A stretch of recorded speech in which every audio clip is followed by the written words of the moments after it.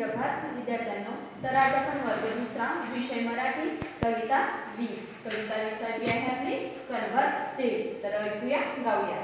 सुरुवात करूया कवितेला.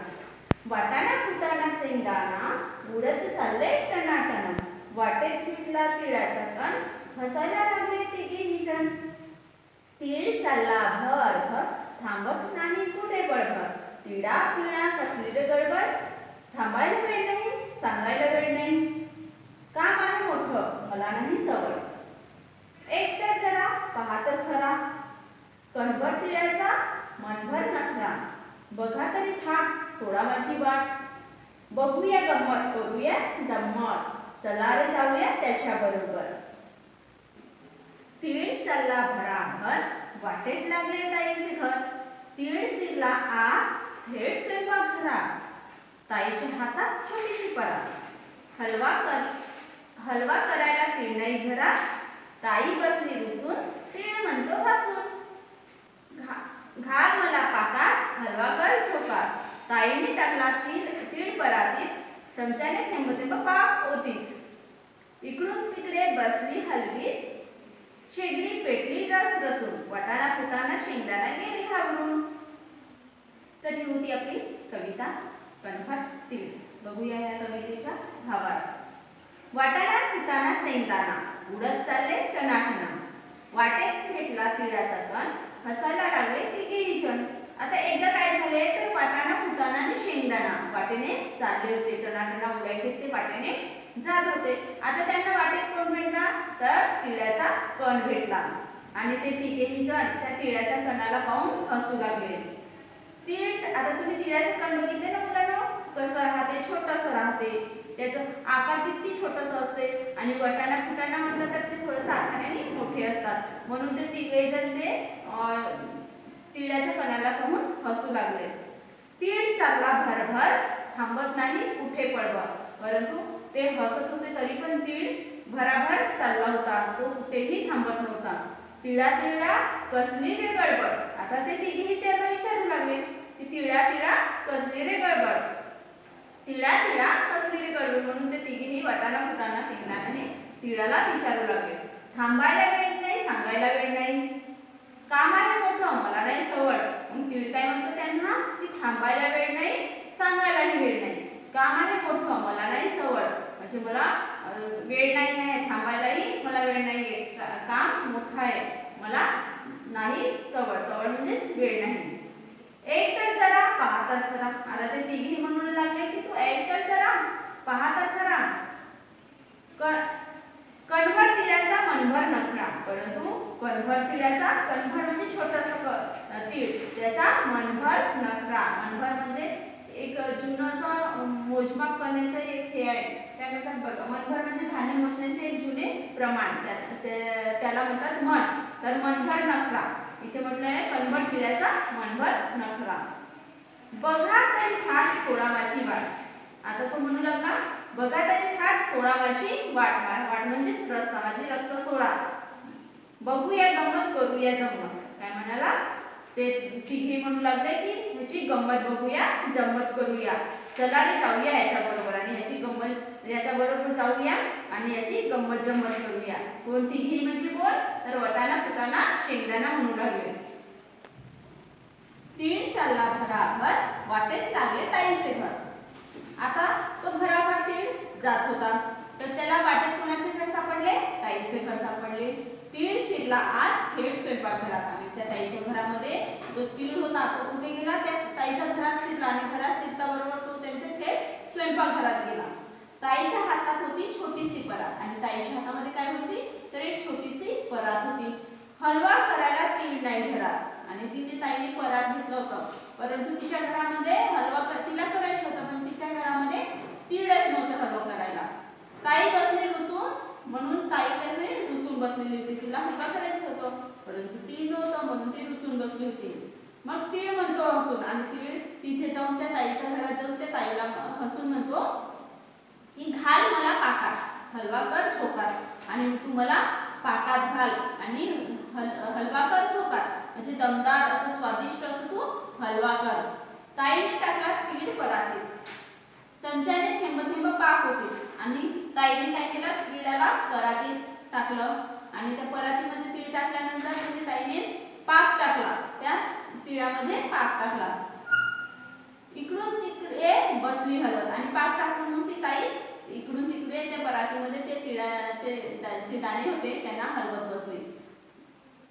शेगडी पेटली रस रसून, मग तिने शेगडी पेटवली, ती शेगडी पेटली रस रसून, वाटाणा फुटाणा शेंगदाणा गेले घाबरून आणि पेटलेली ती जळलेली शेगडी पाहून वाटाणा फुटाणा तिथून पडून गेले, ते घाबरेजून तिथून पडून गेले.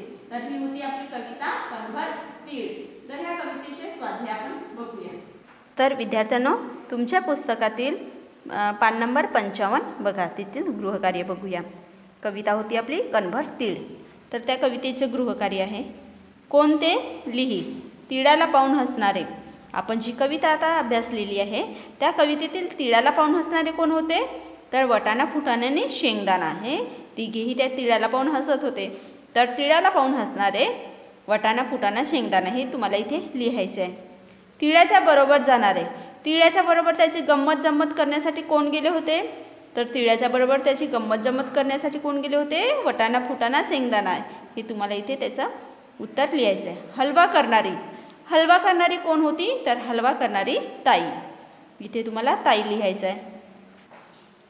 का ते लिही, वाटाणा फुटाणा शेंगदाणा हे तिळाला पाहून तिळाला हसू लागले. कारण लिहायचं आपल्याला की का म्हणून ते वाटाणा फुटाणा हे तिघेही होते जे तिळाला पाहून हसत होते. का म्हणून हसत होते, तर तीळ पळत पळत जात होता म्हणून ते तिळाला पाहून हसत होते. वाटाणा फुटाणा शेंगदाणा हे तिळाबरोबर निघाले कारण त्यांना तिळाची गंमत जम्मत करायची होती. ताई रुसून बसली. का बरं रुसून बसली होती, कारण हलवा करण्यासाठी तीळ घरात नव्हते. वाटाणा फुटाणा शेंगदाणा घाबरून गेले कारण ताईने शेगडी पेटवली होती म्हणून ते तिघेही घाबरून पडून गेले होते. तिळा तिळा कसली रे गडबड, कोण म्हणाले, असे कोण म्हणाले ते आपल्याला इथे लिहायचे आहे. तर अ मध्ये आहे तिळा तिळा कसली रे गडबड, कोण म्हणाले होते, तर वाटाणा फुटाणा शेंगदाणा. काम आहे मोठं मला नाही सवड, मग असं कोण म्हणालं होतं की काम आहे मोठं मला नाही सवड, तर तीळ म्हणाला होता. वाटाणा फुटाणाने शेंगदाणाला म्हणाला होता की काम आहे मोठं मला नाही सवड, इथे तुम्हाला लिहायचं आहे तीळ म्हणाला. पाठातील गमतीदार वाक्य शोधून वहीवर लिहा, पाटीवर लिही. तर जसे उडत चालले टनाटणा असे या कवितेमध्ये काही शब्द आलेले आहेत. हे चिन्ह असलेली पाठीवरील वाक्य शोध आणि पाटीवर लिही. आपल्याला ह्या कवितेमध्येच असे उद्गारवाचक चिन्ह, याला म्हणतात उद्गारवाचक चिन्ह. तर असे जे चिन्ह आलेले आहेत ह्या पाठातील वाक्य शोधायचे आहेत आणि तुम्हाला तुमच्या वहीवर लिहायचे आहेत. वाच आणि लक्षात ठेव. आश्चर्य, नवल, मनातील भावना प्रकट करताना या उद्गारवाचक चिन्हाचा उपयोग केला जातो. या चिन्हाला उद्गारवाचक चिन्ह असे म्हणतात. तर तुम्हाला लक्षात ठेवायचं आहे मुलांनो की हा चिन्ह कशाचा आहे आणि ह्याचा उपयोग कुठे केला जातो. नेक्स्ट प्रश्न विचारूया. नमुना प्रश्न वाच, अधोरेखित शब्द वापरून तुझा प्रश्न लिही. तर विद्यार्थ्यांना आपल्याला माहीत आहे प्रश्नार्थक चिन्ह, प्रश्नार्थक वाक्य कसे असतात. तर ते इथे बघा नमुना प्रश्न दिलेला आहे. तर तुम्हाला लक्षात द्यायचे आहे, रमेश तू का आला आहेस. का हा प्रश्नार्थक शब्द आहे. का जर आपण कोणत्याही व्यक्तीला प्रश्न विचारतो तर का हा शब्द वापरतो.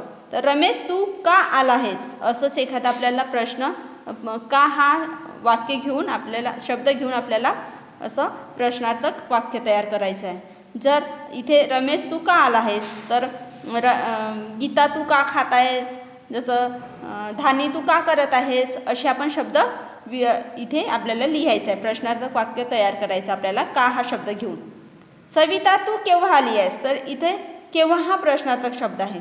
सविता तू केव्हा आली आहेस, तर आपल्याला केव्हा हा शब्द घेऊन दुसरा प्रश्नार्थक वाक्य तयार करायचं आहे. तर आपल्याला केव्हा हा शब्द घेऊन इथे वाक्य तयार करायचं आहे. जसं यामी तू केव्हा शाळेत गेलीस, किंवा अविका तू केव्हा गावाला गेली, असे आपण शब्द केव्हा हा शब्द घेऊन प्रश्नार्थक वाक्य तयार करायचं आपल्याला. संदीप तुला पैसे कशाला हवेत, संदीप तुला पैसे कशाला, हा प्रश्नार्थक शब्द आहे. कशाला, तर हा कशाला हा शब्द घेऊन आपल्याला एक प्रश्न तयार करायचा आहे. संदीप तुला पैसे कशाला हवेत,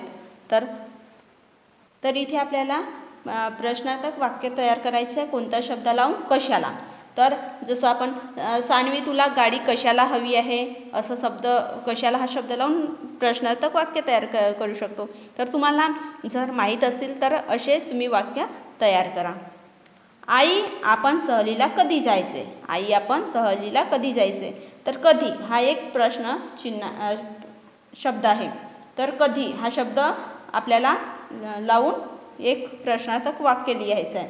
जसं आई लिहिलं आहे तर इथे आपण बाबा पण लिहू शकतो, किंवा बाबा आपण सहलीला कधी जायचे, बाबा आपण गावाला कधी जायचे, असं तुम्ही वाक्य तयार करू शकता. माझे पुस्तक कुठे आहे, माझे पुस्तक कुठे आहे, माझे पुस्तक कुठे, कुठे हा शब्द आहे तर हा प्रश्न शब्द आहे.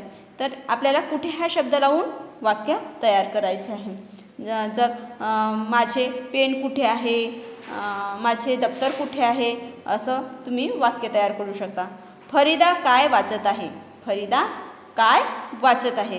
काय हा शब्द लावून तुम्हाला दुसरं वाक्य तयार करायचं आहे. जसं निलिमा तू काय करत आहेस, आपण हा वाक्य इथे लिहू शकतो. हे चित्र कसे दिसते, हे चित्र कसे दिसते. कसे हा शब्द लावायचा आपल्याला आणि प्रश्नार्थक वाक्य तयार करायचं आहे. मुलांनो, पण प्रश्नचिन्ह लावणं विसरायचं नाही आहे. कोणत्याही वाक्याच्या, प्रश्नार्थक वाक्याच्या शेवटी प्रश्नचिन्ह लावणे आवश्यक असते. हे चित्र कसे दिसते, तर हे पुस्तक कसे दिसते, माझे कपडे कसे दिसते, कसे हा शब्द लावून तुम्ही प्रश्नवाचक वाक्य तयार करू शकता. या पुस्तकाची किंमत किती आहे, ह्या पुस्तकाची किंमत किती आहे, तर ह्या वहीची किंमत किती आहे. तर तुम्ही किती हा शब्द लावून दुसरे वाक्य तयार करू शकता. गटात प्रश्न विचार आणि उत्तरे पाटीवर लिही.